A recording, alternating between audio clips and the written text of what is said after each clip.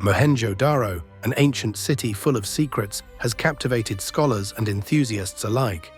This archaeological site is part of the Indus Valley Civilization, a thriving metropolis that existed over 4,000 years ago.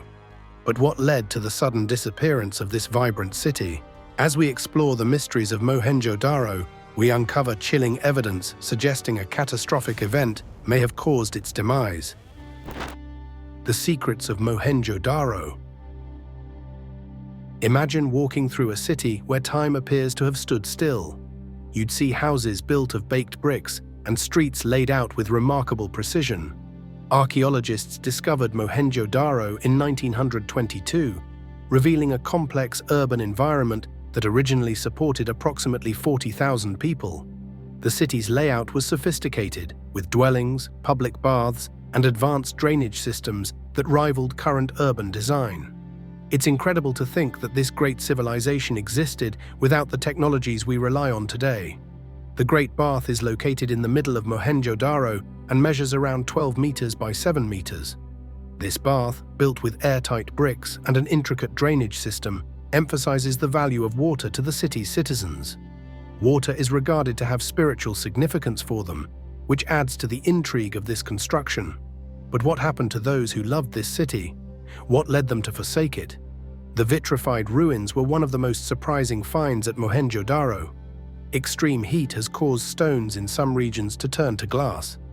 Vitrification is commonly associated with occurrences such as nuclear explosions and volcanic activity. However, there is no evidence of volcanic eruptions in the area, leaving us wondering what may have created such high temperatures. Some academics suggest that advanced lost technologies may have played a role, while others believe a catastrophic nuclear explosion happened. The concept of an ancient civilization wielding such power is both intriguing and disturbing. Adding to the ominous mood, investigators discovered around 40 skeletons in Mohenjo-Daro's alleyways. Many of these remains are arranged as if they were fleeing, implying a quick and frightening tragedy. The cause of their demise remains unknown. Was it a natural disaster or something sinister? The absence of burial rituals indicates a sudden disaster that left little opportunity for traditional funerary practices. When considering the materials used to construct Mohenjo-Daro, more problems arise. The city was built with stones transported from quarries more than 300 kilometers away. How did they move such large stones without modern machinery? This feat of engineering demonstrates their profound understanding and raises questions about their probable connection to forgotten technologies or possibly extraterrestrial influences. Were they guided by a more advanced understanding of engineering than we presently believe? Furthermore, why did such an organized and modern city suddenly become abandoned? Some archaeologists believe that water from the Indus River may have led to its downfall. While floods are a reasonable explanation, the presence of tremendous heat in the ruins shows that something far more devastating took place. Could it be that the people of Mohenjo-Daro experienced a calamity that we cannot fully comprehend? The Indus Valley Civilization was one of the most extensive ancient cultures, encompassing areas of modern-day Pakistan, India, and Afghanistan. Despite its broad reach, we know very little about its language, beliefs, and daily life because their script has not been deciphered. Pottery, jewelry, and even toys are among the artifacts discovered in Mohenjo-Daro. But these objects do not tell the entire narrative of the civilization. Witnesses from the region reported the moment of catastrophe in graphic detail. They describe a brightness that rivaled the sun at the time of the explosion, burning the country and rendering it desolate for decades. Accounts reveal the existence of weapons of enormous strength, capable of annihilating large regions. This thought has unnerving parallels with the words of Robert Oppenheimer, who paraphrased the Bhagavad Gita after the first atomic bomb test. "Now I am becoming death, the destroyer of worlds." Such devastation raises concerns about the future of Mohenjo-Daro. Could it have been a target for an antique weapon? What type of power might have caused the vitrification of stones and the sudden demise of a flourishing civilization? As academics continue to investigate Mohenjo-Daro, fresh discoveries emerge, yet many secrets remain unknown. The city's terrible silence invites us to reflect on the lives that once crowded its streets. Each artifact is a piece of the puzzle, offering a look into a world that thrived before disappearing.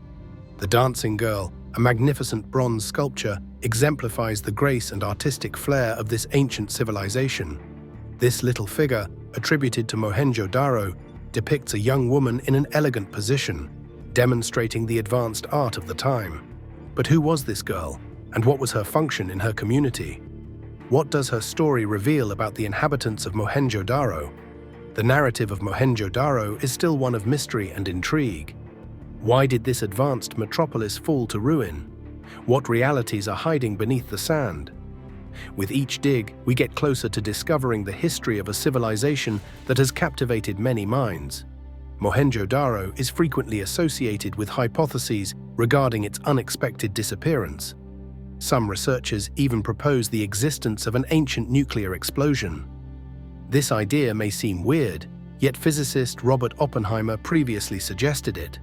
When asked if the nuclear bomb he tested in 1945 was the first atomic explosion, he replied coldly, "Well, yes, in modern times." Imagine if ancient civilizations had technologies that we don't understand today. Could this be true? The ruins of Mohenjo-Daro show little evidence of traditional fighting. There are no mass graves or signs of combat. Instead, the city appears devoid of violence, as if its inhabitants were struck down by something weird and unexplainable. What might have happened to this once vibrant city? This question encourages us to delve deeper into its past.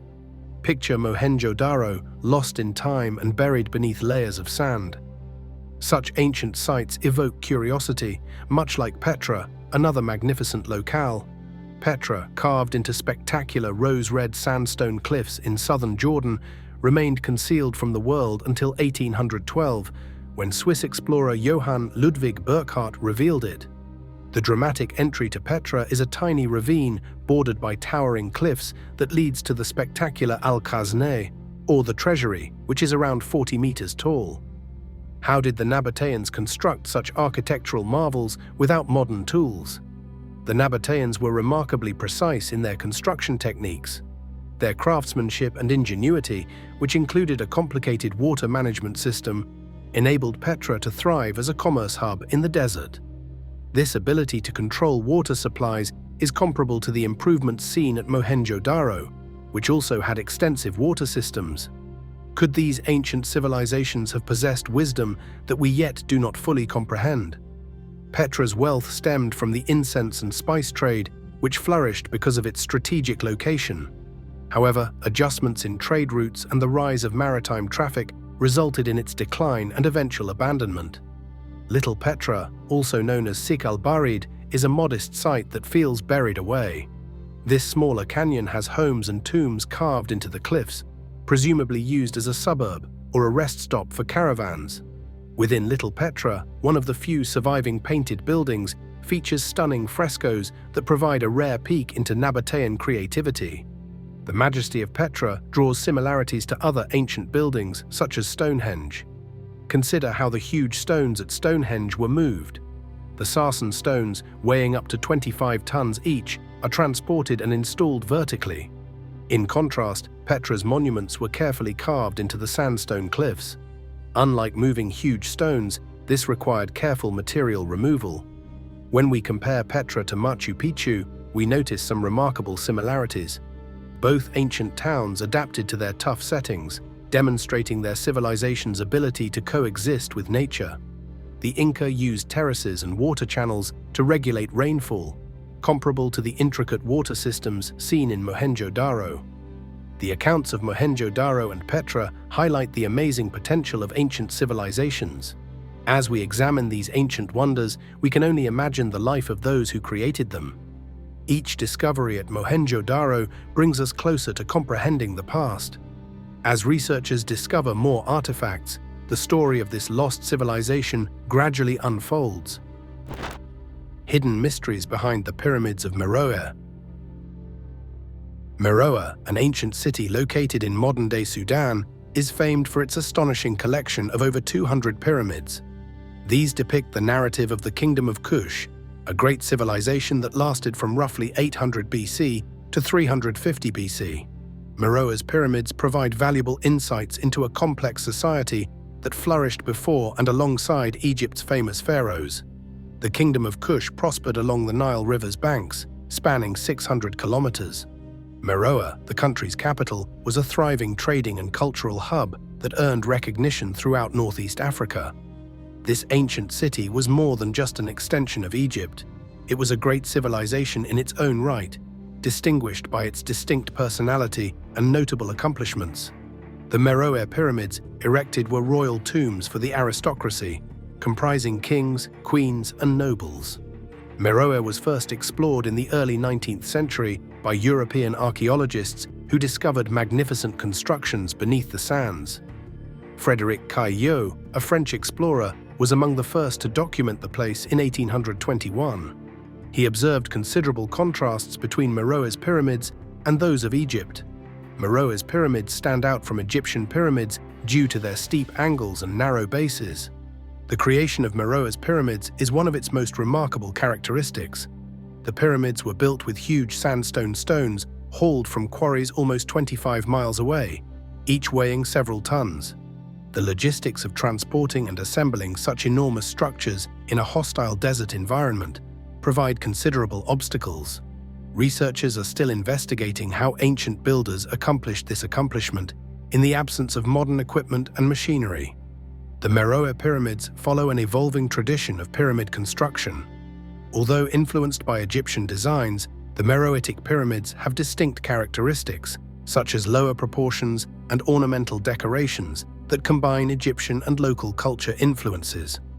Archaeologists have unearthed detailed sculptures and hieroglyphics within several of these pyramids, providing vital insights into the Kushite people's beliefs, traditions, and daily lives. Unlike the Egyptian pyramids, which primarily served as burial grounds for pharaohs, the pyramids of Meroe were built for a more diverse spectrum of nobles and royals. This demonstrates a more inclusive social system, as elaborate tombs were built to honor not only the monarch, but also other prominent members. Archaeologists have discovered artifacts from these graves that demonstrate the cultural contact between Kush and Egypt. While the walls may contain Egyptian hieroglyphs, images of people and deities frequently exhibit distinct African traits, demonstrating a unique blend of cultural influences. The Kingdom of Kush wielded considerable power over its neighbors and engaged in trade with a variety of cultures, including Egypt. Its strategic location along the Nile gave it control over key trade routes and resources. The Kushites exchanged gold, ivory, and other expensive products, which increased their wealth and authority. This prosperity raises issues about the motivations for building the pyramids. According to some historians, the Meroe pyramids were built to strengthen the ruling class's political and spiritual influence, representing divine kingship and legitimizing Kushite monarchs' claims. Others suggest that the pyramids were tributes to Egyptian influence, indicating a vibrant cultural interaction that developed a distinct Kushite identity. Historians argue why Meroe declined, despite its achievements. Meroe's downfall has been attributed to environmental or economic grounds, while some suggest systematic sabotage following the Roman conquest of Egypt. The current status of Meroe's pyramids reveals evidence of intentional damage, indicating possible devastation. Meroe's pyramids, unlike Egypt's well-preserved ones, have lost their polished limestone shells, leaving them vulnerable to severe desert winds. Meroe's greatest important legacy may not be its gold, but rather the knowledge it reveals about an ancient civilization that defies accepted historical narratives. As the sands continue to shift over the old city, they may expose even more details about this unique civilization. The Lost City Wealth. Timbuktu, a name that conjures up wonder and mystery, is a city that has long captivated the imaginations of people all over the world. This ancient city, located at the edge of the Sahara Desert in modern-day Mali, was once a vibrant center of trade, culture, and knowledge. Throughout history, Timbuktu has been depicted as a site of enormous wealth, with legends claiming streets paved with gold and an abundance of treasures hidden beneath the blistering sun and churning sand. While Timbuktu may no longer be as glamorous as it once was, it nonetheless exudes historical interest and serves as a tribute to human ambition and persistence in one of the hardest places on the planet. Timbuktu's story is complex and spans several centuries. Its development as an important center of wealth and study may be traced back to the early 14th century, under the reign of the Mali Empire's ruler, Mansa Musa. Mansa Musa is well known for his tremendous fortune, which supposedly caused gold prices to fall in the regions he visited during his journey to Mecca. However, his greatest lasting impact is his contribution to the wealth of Timbuktu. Under his administration, the city grew into a thriving center for trade and scholarship. Timbuktu was conveniently positioned along important trade routes that connected North Africa and Sub-Saharan Africa at its peak. Merchants traveled considerable distances to trade gold, salt, ivory, and textiles. This trade brought prosperity to Timbuktu, allowing it to thrive and grow into a cosmopolitan metropolis that drew people from all walks of life, including traders, scholars, and religious figures. The infusion of riches also resulted in the construction of remarkable architectural structures that still exist today, such as the famed Djingareba Mosque and Sankore University. Timbuktu's architecture is one of its most outstanding aspects. European explorers arrived in the early 19th century and were astounded by the city's splendor. They encountered massive stone and mud brick structures that demonstrated the builders' outstanding workmanship. Among these constructions, the Djingareba Mosque stands out as a Sahelian architectural gem. Its tall minarets and complex decorative embellishments demonstrate the creativity of those who designed them. However, the development of these colossal structures presents some interesting considerations. Some of the stones used in their construction weighed up to 2 tons and were brought from quarries located more than 30 miles distant. Modern engineers are frequently perplexed as to how these ancient architects performed such marvels in the absence of sophisticated machinery. Some speculate that they may have employed basic tools and a thorough understanding of engineering concepts. Others question if they had a forgotten knowledge of construction skills that enabled them to produce such impressive outcomes. By the 15th century, Timbuktu had developed into an intellectual hub, housing some of the world's finest libraries. Scholars flocked to the city, and it quickly became a well-known educational center, rivaling the great schools of the Islamic world. The manuscripts at Timbuktu covered a wide range of topics, including astronomy, mathematics, medicine, law, and literature. Scholars examined these writings, helping to establish the city's reputation as a beacon of knowledge during a period when much of Europe was in the Dark Ages. Sankore University was one of Timbuktu's most well-known institutions, and it played an important role in knowledge diffusion. It drew students from all across the Islamic world and offered a curriculum that covered not just religious studies, but also sciences, philosophy, and the arts. The university created a vibrant academic environment in which ideas flourished and made substantial contributions to the region's intellectual history. Despite its prosperity, Timbuktu's status as an intellectual center begs the question of how it managed to exist in such seclusion. Some historians ascribe its prosperity to its strategic placement on key trade routes, which enabled the movement of not only products, but also ideas and knowledge. Others believe Timbuktu's proximity to the Niger River, which served as a crucial supply of water and transportation, contributed significantly to its rise. The discovery of missing manuscripts in recent years has further added to the mystery surrounding Timbuktu. Some of these manuscripts are more than 700 years old and contain useful information on a variety of issues. Their disappearance prompts inquiries about what happened to them. Were they taken, concealed, or destroyed? Some views propose that European colonial powers attempted to suppress Timbuktu's old wisdom throughout their conquests.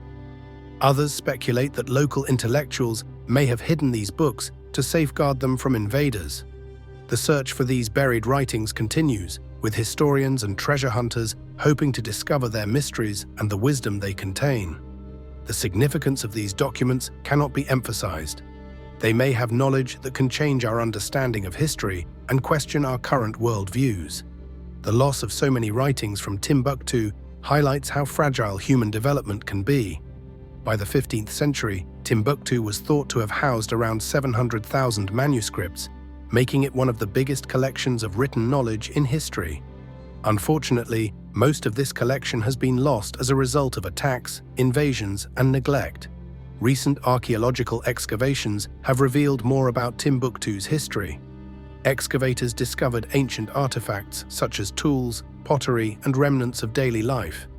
These results shed light on the culture and daily routines of the city's former residents. As experts sift through the sands of time, they stitch together the rich tapestry of Timbuktu's history, giving insight on its importance in the larger context of African civilization. The Forgotten Kingdom of Pyramids. Nubia, an ancient civilization frequently eclipsed by its better-known neighbor Egypt, has a rich and complicated history that needs more attention. Nubia, located beneath the dunes of modern-day Sudan and southern Egypt, is known for its achievements, which include the construction of more pyramids than Egypt itself. This civilization thrived on luxury and elegance, leaving behind traces of its past greatness. Much of their amazing building was eventually reclaimed by the desert, but fresh finds have reignited interest in this long-forgotten country. In the 19th century, European explorers began to rediscover Nubia's legacy. Among these researchers was Richard Lepsius, a German Egyptologist who meticulously chronicled Nubian antiquities. His detailed records from previously unexplored locations showed Nubia's tremendous archaeological wealth, emphasizing its importance in ancient history. However, early discoveries were frequently marred by colonial views, with many experts viewing Nubian culture as inferior to that of Egypt. This misperception oversimplified Nubia's vast and diverse cultural landscape, obscuring its historical significance. The connection between Nubia and Egypt was complex, with both conflict and collaboration. During the 25th dynasty, also known as the Nubian dynasty, Egyptian kings made significant cultural and architectural advances. Pharaoh Taharqa, one of Nubia's most famous monarchs, directed large constructions in important Egyptian cities like Thebes and Karnak. During his reign, Egyptian and Nubian styles merged, creating a distinct architectural identity. The Nubian effect on Egypt was significant, influencing not only politics, culture, and religion. To completely comprehend Nubia, we might compare it to another ancient civilization, Mesopotamia. Both cultures thrived alongside large river systems, with Nubia on the Nile and Mesopotamia on the Tigris and Euphrates. Each formed sophisticated societies that adapted to their surroundings and left rich cultural legacies. Nubia's pyramids and temples are architectural marvels, much like Mesopotamia's ziggurats. Furthermore, Nubia's writing system, the Meroitic script, shared parallels with Mesopotamian cuneiform, serving as an important medium for cultural expression and historical preservation. Kerma, a significant site in Nubia, was well known for its superior urban planning. This city had organized centers for life, production, and defense, implying a high level of complexity. Archaeologist George Reisner made important contributions to Nubian studies in the early 20th century, particularly through his work at Kerma. His digs turned up a plethora of artifacts demonstrating Nubia's ancient culture, including evidence of human sacrifices and spectacular mud brick constructions known as the Defufa. Reisner's discoveries proved that Nubian society was sophisticated and vibrant, contradicting previous assumptions that it was simply an extension of Egyptian culture. The burial traditions and artifacts discovered in Nubian burials also suggest a strong cultural identity. The structure of their cities implies considerable planning, refuting the old assumption that Nubia was merely a cultural satellite of Egypt. Reisner's study highlighted Nubia's distinct identity, demonstrating its ability to influence and rule wide regions, even sections of Egypt itself. As archaeological investigations continue in Nubia's core, new findings emerge, demonstrating the region's cultural diversity and influence on the ancient world. One of the most thrilling aspects of Nubian archaeology is discovering hidden gems beneath the sand. Researchers frequently produce surprising discoveries that challenge our knowledge of history. Archaeologist Reisner is an important character in this ongoing investigation, having made substantial contributions through the use of stratigraphy, a technique for dating archaeological layers. Reisner's examination of soil and artifacts has contributed to a better understanding of Nubian history. The discoveries of Nubian pyramids, as well as efforts to conserve Nubian legacy during the construction of the Aswan High Dam, have provided valuable insights into this intriguing civilization. As the dam was erected, archaeologists rushed against the clock to document and rescue what they could before it was submerged. This haste resulted in numerous astonishing discoveries that illustrate the tale of the Nubians and their way of life. While Nubian pyramids serve a similar purpose as Egyptian pyramids, their design is significantly different. They have steep, narrow sides and smaller bases, ranging from 6 to 30 meters broad. The architectural contrasts reflect a lot about the Nubians' cultural priorities. The paintings and hieroglyphic inscriptions on the walls of these pyramids provide valuable insights into the Kushites' daily lives and spiritual beliefs, indicating a complicated hierarchy and distinct religious activities. As archaeological research continues, the secrets of Nubia and its contributions to the ancient world remain intriguing. Each discovery throws new insight on this ancient civilization, reminding us that Nubia is more than simply a historical footnote. It exemplifies the complexity and richness of human achievement over time.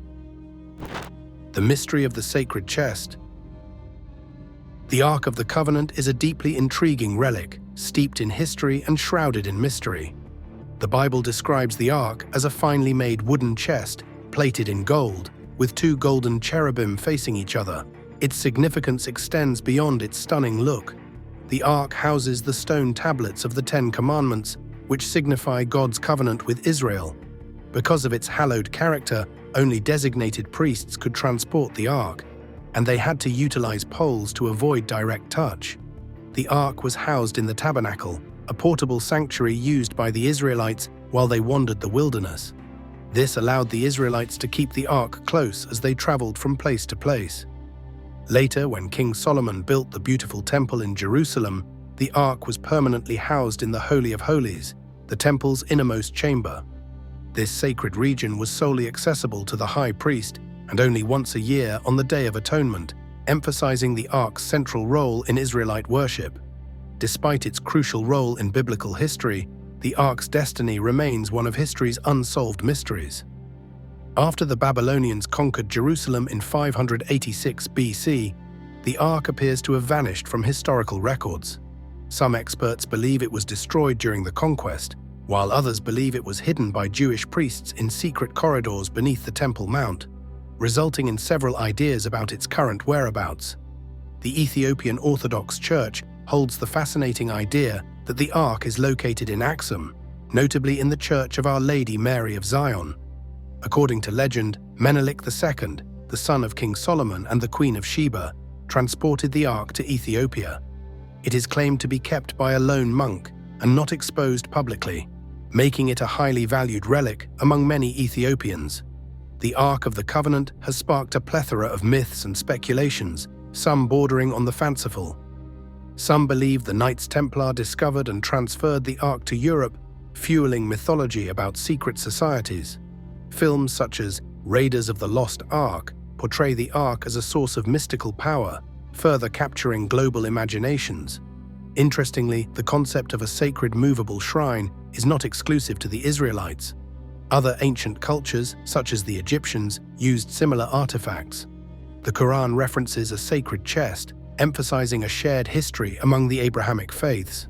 While many archaeologists believe the Ark was lost or destroyed, it is possible that it is concealed and waiting to be discovered, representing humanity's ongoing search for meaning and connection to the divine. The ancient alien theory. Ancient astronaut enthusiasts have long hypothesized that aliens may have helped build some of the world's most recognizable locations. Imagine standing among the huge stones of Baalbek, Lebanon, where trilithons weigh more than 1,500 tons. Giorgio Tsoukalos, the host of Ancient Aliens, believes that such massive rocks could not have been moved without incredible expertise or aid. Why would our forefathers have carved these stones unless there was a compelling reason? When you visit Bolivia, you will come across Puma Punku, a high-altitude marvel made up of massive stone blocks weighing up to 200 tons. The riddle grows deeper when you consider that the equipment available to ancient builders were most likely insufficient to carve hard rock such as andesite. So how were these remarkable structures built in such a harsh environment? Cusco, Peru, is home to numerous archaeological wonders. The Incan walls are so skillfully built that a $1 billion cannot fit between the stones. Tsoukalos believes the earlier builders possessed talents that outperformed our current efforts, as evidenced by the less accurate walls constructed later. Sacsayhuaman, just outside Cusco, is notable for its huge stone wall. Could the ancient Incas have learnt to soften the stones so that they fit together so effortlessly, similar to how local birds soften rock with their saliva? Nazca, another must-see site, is well known for its geoglyphs and lines, which are best seen from above. Some scholars speculate that these could have acted as alien runways. The Delphi site in Greece features ancient stonework similar to that found in Peru. Could this relationship indicate a shared history of heavenly visitors? Finally, Easter Island's Moai statues raise problems about transportation methods, as the trees required to move these massive sculptures were insufficiently large. What secrets do these ancient sites still contain? This is something only time will disclose. Thanks for watching. See you again soon.